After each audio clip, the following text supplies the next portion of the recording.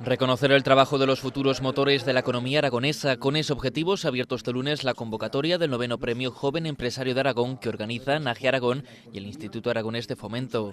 Este galardón pretende ser un reconocimiento social a la labor de personas que arriesgan y se comprometen socialmente en un proyecto empresarial de crecimiento y desarrollo para la comunidad. Supone un reconocimiento importante no solo para la empresa ganadora, sino para lo que es el tejido aragonés joven empresarial.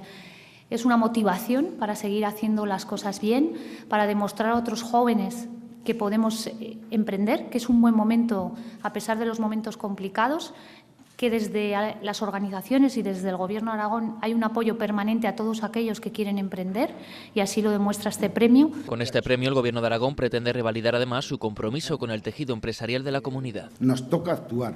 Los gobiernos, las administraciones, la sociedad civil y especialmente los jóvenes empresarios y los empresarios tienen que actuar para intentar volver a esta comunidad autónoma a la senda de crecimiento de la que disfrutábamos. Lo que tienen que hacer es emprender muchas veces para llegar a ser empresario, ¿no?